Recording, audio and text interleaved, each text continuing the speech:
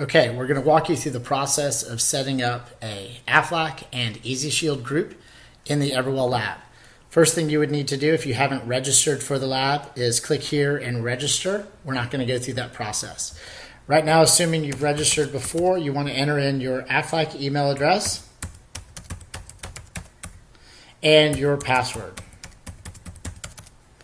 Click that you understand the statement and sign in. So far, nothing's changed. We're going to create an active group. We're going to use the word train. We're going to leave the group name the same, except I'm going to add EZShield. Okay. We're going to change this to Orlando, Florida.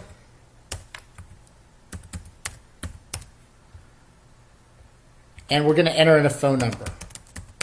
Now the phone number, if it's a Gmail and personal email of yours, you can add a plus and then a series of numbers.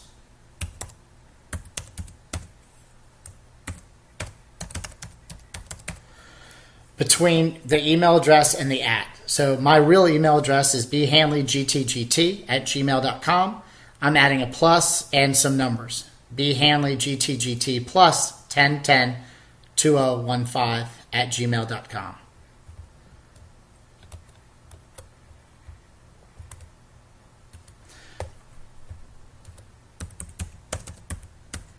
See, even when I forget something, the computer is so smart that it reminds us.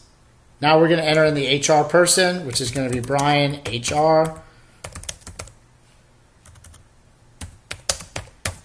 In the real world, you would enter in their real information. We're going to use Brian, HR as the point of contact, and we're going to change this to weekly deductions. It's got the email address that I created in there. Great, we've set up the group. Now we need to set up the plan year. You guys know this process. There's only one small bit that's going to be different. Create plan year. It's going to be Aflac only products and cafeteria. Even though we're doing EZShield, it's still considered Aflac only. I'm going to set the enrollment dates to go for a while because I want to keep this open through December 25th, and we'll have an effective date of January 1st. I'm not inviting in any other producers. We're going to enter the census summary and say 40 employees.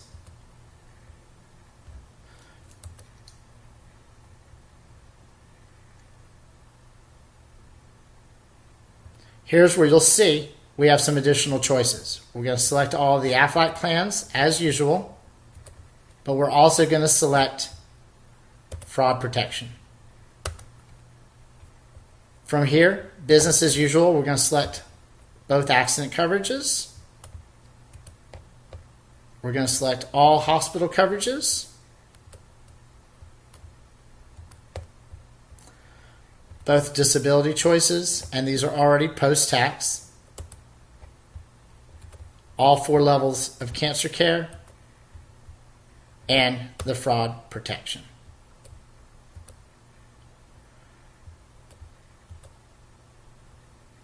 It's just a review of the choices we made. Here, select I want all my fake commissions paid in advance. Here's where it's going to get a little different. This portion, the Aflac part, is the same. We're going to start the form because we did not import the basic employee data or census. It's not going to be able to compare with anybody, so no policies are found. However, here, we're awaiting the group approval. An email is going to be sent to that email address we created, bhanleygtgt plus 1010-2015 @gmail.com, and that HR person will need to approve this. In the real Everwell, it would be their real email address. Here, you need to use a personal email address. And again, as I mentioned, if you're using Gmail and you're going to set up multiple cases, you can trick the system into thinking you have several email addresses simply by using a plus, a series of numbers before the @ sign. So I'm going to continue. And again, this all looks very similar and we're good to go. So we've submitted. An email will be sent to the HR admin owner for review. You'll receive an email when they have reviewed the information. Now it looks like it's set up, but there's one thing missing. The HR person hasn't approved this yet. I'm going to go to my inbox and see that they've already gotten this email. This is explaining what's going on.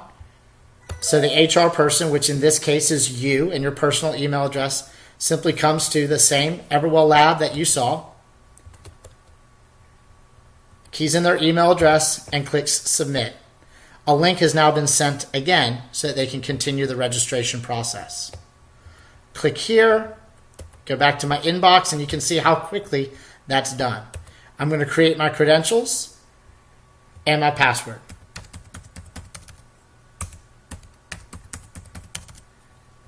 Again, this is acting as the HR person. Now that I'm here, I key in my email address, which includes the plus and the numbers, my password, and I have understand the statement. This is what the consumer or HR or business owner is going to see. This is the information that they need to review and accept. It's pretty simple. They click review. They can take their time and read this. If they don't agree with anything in here, they can click I don't agree and you'll get an email. They're going to agree though. The second thing is they're going to review their company information and make sure everything is correct. In this case, everything is correct. Next, they're going to review and confirm the employee census.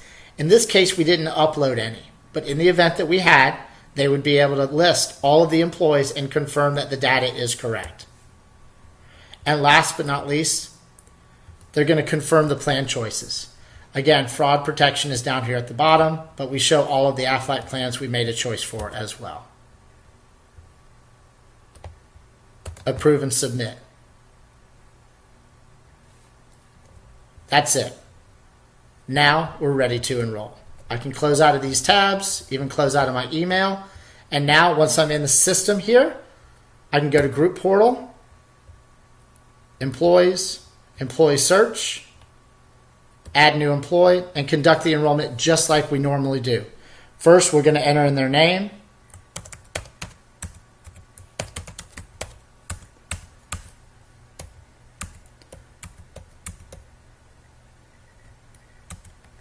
Again, in the lab, when you make up a Social Security number, be sure to write it down because you're going to need to know that social later. And again, in the lab, if you're using something that somebody else has used, you'll get an error message. So be creative with the socials that you create. As I continue, I'm going to select electronic. Date of hire. He was hired 10/1. He's in sales. Type of salary, always choose annual salary. What that'll do is allow you to offer disability in the later screens. So even though some of this says optional, we want to make those elections because it'll save us time later. Even though address is optional, we want to enter in their address.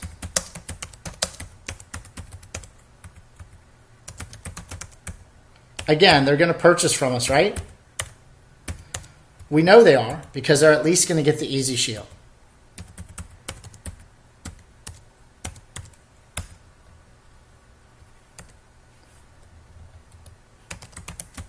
And we do want to put in an email address because, again, the email address will act as their username. For the employee information, or employer information rather, we just need the state and the zip code. Now I've set the employee up in the system, but we haven't enrolled and we haven't registered yet. The next step is to come over here where it says not registered, and this will start the producer-assisted registration for that employee. Click not registered, and if we set this up correctly, all the information should port over. We have 3 choices. We're going to choose Social Security number because that's the fastest. But again, if we had pre-registered and sent this out to their home, they might choose email or text. In this case, social. And I hope I can remember what I put in.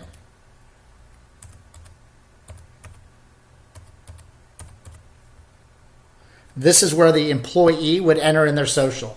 There's only a few key places that they need to do the data entering. Social Security registration is one. As we continue through the process, this is the other. They need to create their own password. I cannot emphasize this enough. Let them enter in their own password. let them enter in their own security questions, or rather security answers. Do not enter them in for them. Let them enter it in. Now you can drive. They've entered in their social. They entered in their password. They entered in their security questions. Now you can take control. We're going to confirm that the information we entered in on the previous screen matches the information here, and it does. At this time, we're not going to enroll dependents, but again, if they had a spouse, if they had children, you would be able to add them at this time. We are all set up, and this should look very familiar to most of you. We're going to go ahead and get started, and look, we have the AFLAC choices that we're used to and fraud protection. Now again, World according to Brian, my vote would be go ahead and enroll them in the things that they're waiving first, and then in the things that they're purchasing. So since we know that everybody is going to get fraud protection, let's do that last.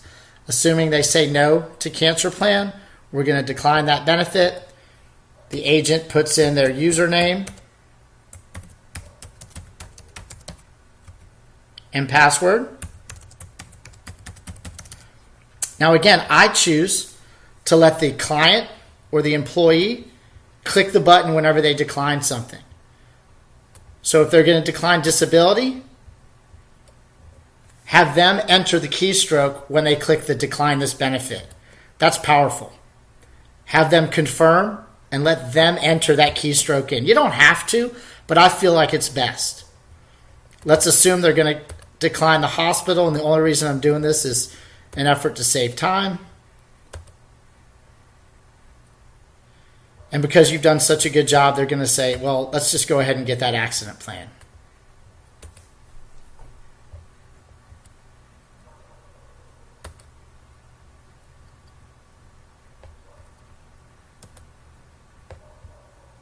Ask the questions.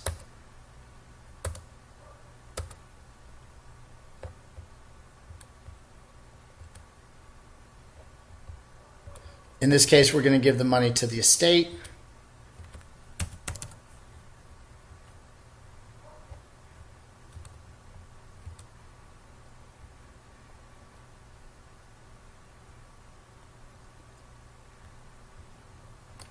Here's another place where the consumer or the policyholder is going to enter in their name.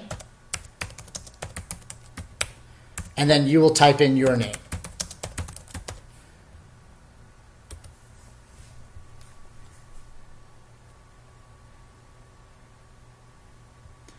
I think that's a powerful visual statement there, showing that they only participated in 25% of the coverages. You know what to do at that point. And now when we enroll in EZShield, it's as easy as clicking this, indicating that they want the coverage at $0 per week. Confirm where they are. Continue. Enroll. Continue.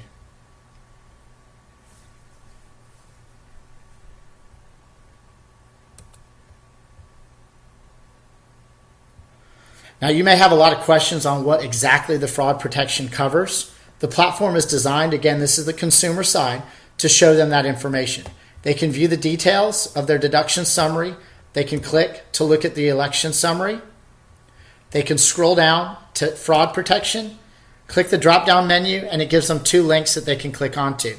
The brochure, which we've seen before, will pop up in the next window and give them information on what kind of coverage that they have. You might have used this as a marketing tool to secure the account or to work with that employee. If they want more information, they can click General, and it brings them to the AFLAC EZShield page, where here they can create a username and password and log in.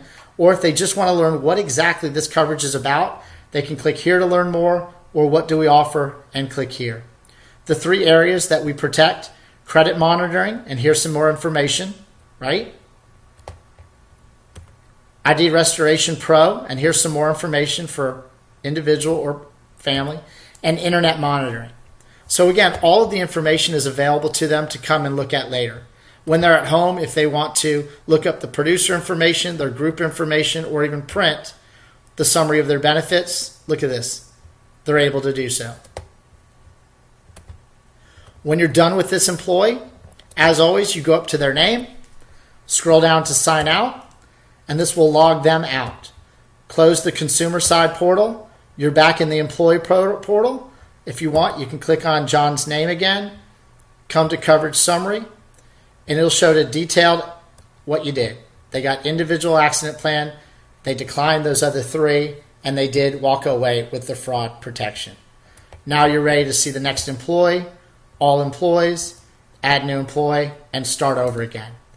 The main difference between Aflac only and Aflac only with EZShield is that HR or business owner does need to confirm it before you can get to this part to start enrolling. In the Everwell lab, you're going to need to use a personal email address to do so.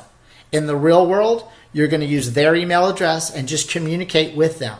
Part of this value add is that we're providing you EZShield protection for a year. Because of that, we're going to send you an email. We need you to log into the Everwell platform, and I can walk you through it over the phone, or I can come into your office and help. Once you confirm all of that, we're ready to see your employees and help them get fraud protection and Aflac insurance. So when they're hurt or sick and miss work, they'll never miss a payday. Oh, and by the way, if somebody tries to wreck with their identity, fraud protection is there to help them through that ordeal as well. I hope this little video was able to help you out. If you have any questions, give us a call.